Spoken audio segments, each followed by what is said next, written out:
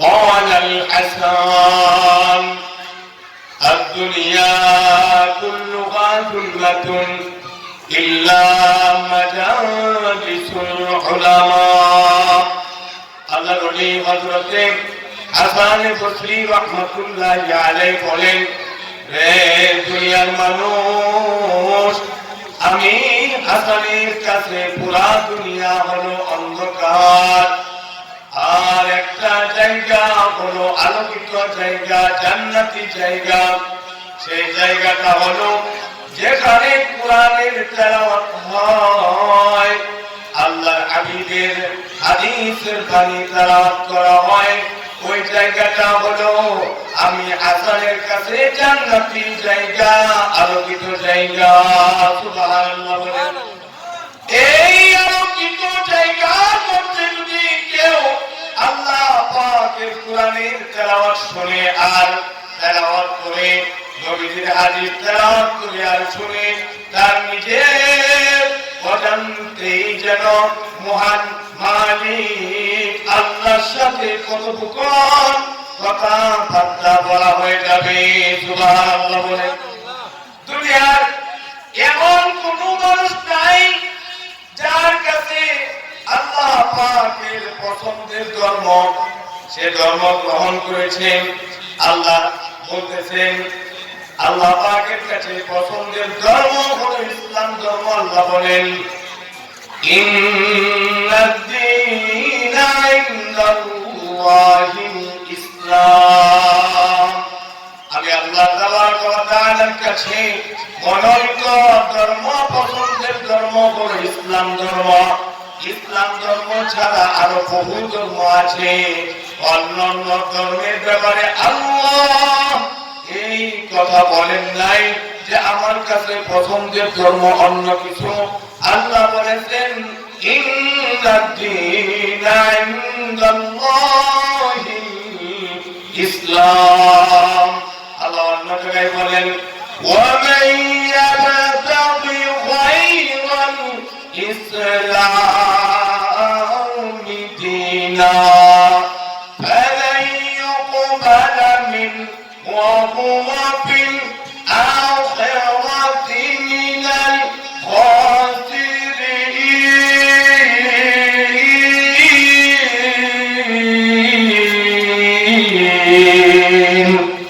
আল্লাহ বলেন, ইসলাম ধর্ম ছাড়া অন্য যত ধর্ম আছে, অন্য ধর্ম অবলম্বীরা যখন আমি আল্লাহ তাবারক ওয়া তাআলার দরবারে হাজিরা দিবে, তারা ক্ষতিগ্রস্তদের অন্তর্ভুক্ত হয়ে যাবে। এই জন্য আল্লাহ তাবারক ওয়া তাআলা আজ থেকেই জানিয়ে দিয়েছেন, তোমরা আমার পছন্দের ধর্ম কি এটা জানো, বুঝো, সে মোতাবেক তোমার জীবনকে পরিচালনা করো। সাবধান, ইসলাম ধর্ম ছাড়া অন্য কোন ধর্ম আমার কাছে নিয়ে এসো না। যদি আসো তাহলে আল্লাহ বলেন, তাহলে খাসিরিনদের অন্তর্ভুক্ত তুমি হয়ে যাবে। আল্লাহ বলেন, ওয়া হুয়া ফিল আখিরাতি মিনাল খাসিরিন।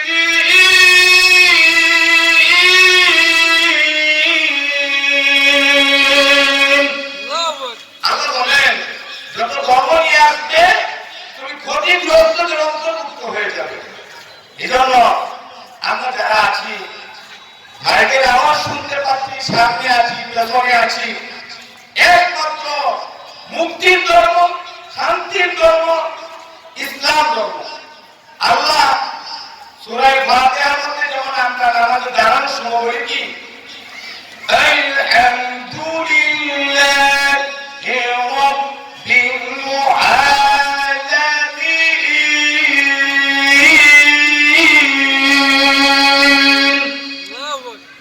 আল্লাহ বলেন রাব্বিল আলামিন।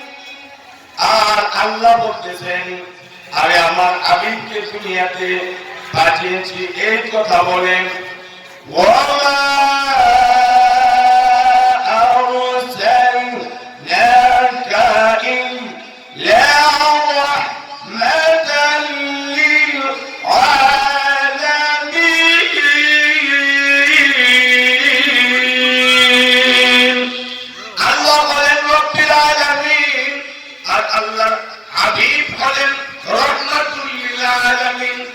যদি কেউ আল্লাহকে ভালোবাসি এই কথা বলে, তাহলে সে যেন জেনে নেয় আল্লাহর প্রিয় হাবিবকে মহব্বত করতে হবে। কতটুকু মহব্বত করতে হবে?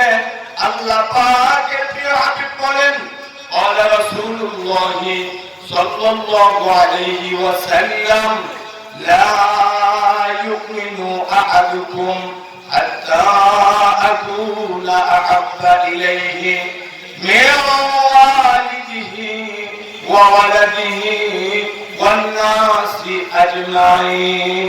তুমি ততক্ষণ পর্যন্ত প্রকৃত মুমিন দাবি করতে পারবে না যতক্ষণ পর্যন্ত তুমি তোমার জীবনের চেয়ে তোমার মহব্বতের, তোমার সন্তান তোমার কাছে মহব্বতের, তোমার বাবা তোমার মা তোমার কাছে মহব্বতের, তোমার স্ত্রী তোমার কাছে মহব্বতের, তোমার ব্যবসা তোমার কাছে মহব্বতের।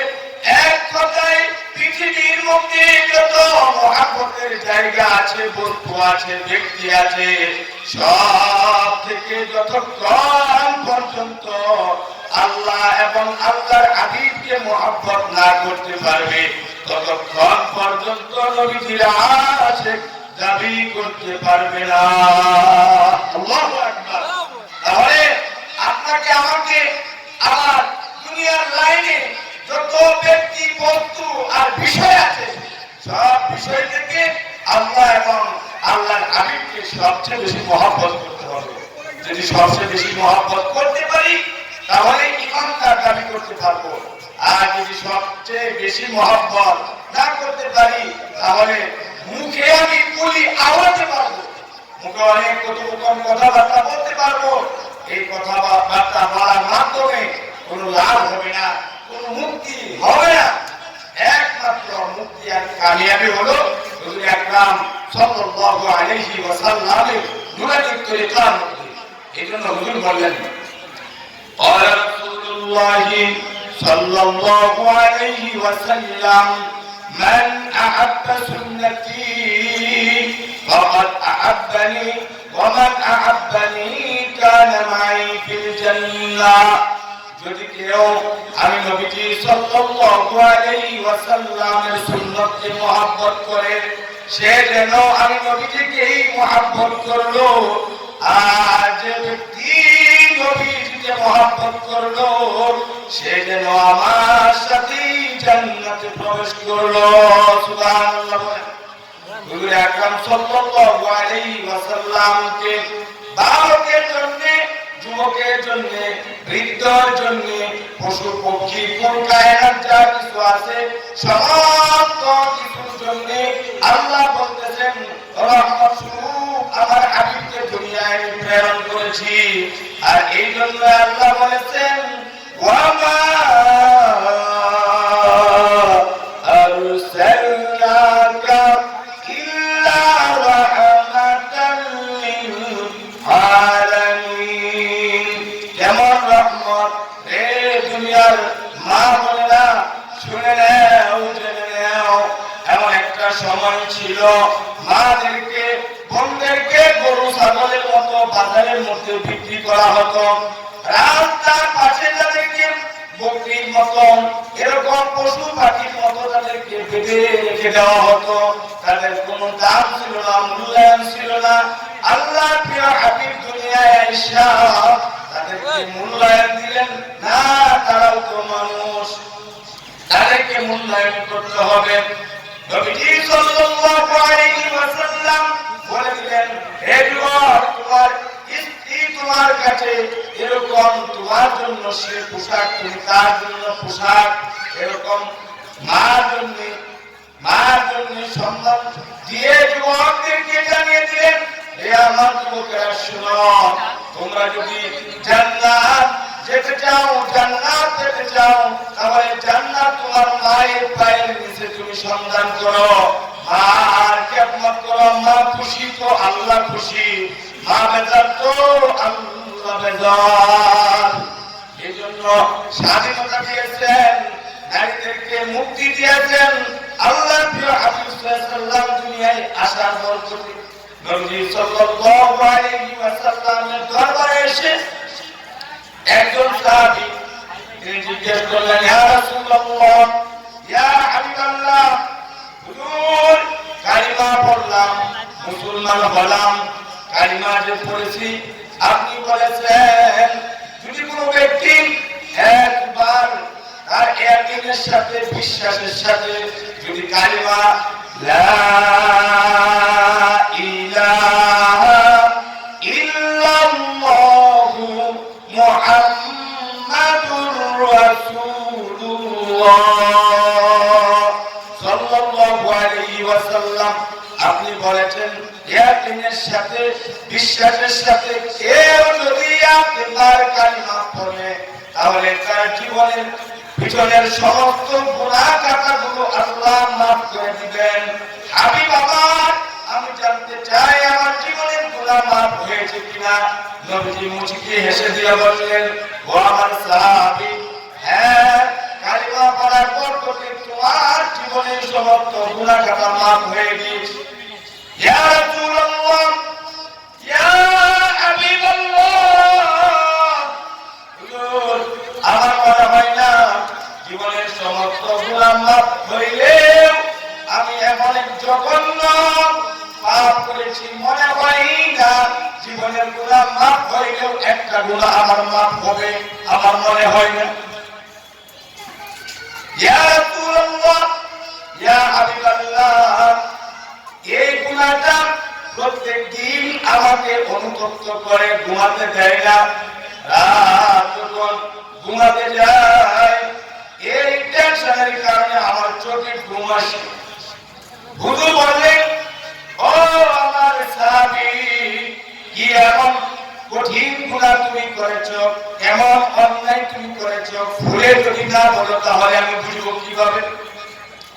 ইয়া রাসূলুল্লাহ, ইয়া হাবিবাল্লাহ, হুজুর আমি যে আপনাকে এটা বলবো, এটা তো আমার মন বলছে আমার এই গুনাহ মাফ হবে, তারপরে আপনি যেহেতু বলছেন, আপনি শুনেন, আমার স্ত্রীর পেটে যখন বাচ্চা ছিল, বাচ্চা থাকা অবস্থায় আমি আমার স্ত্রীকে বলে গিয়েছিলাম, আমার জীবন সঙ্গিনী তুমি, মনে রাখিও তোমার পেটে যে বাচ্চা আছে, এই বাচ্চা যদি ছেলে হয় তাহলে তাকে তুমি সুন্দর করে লালন পালন করবে, যত্ন করে তাকে বড় করবে।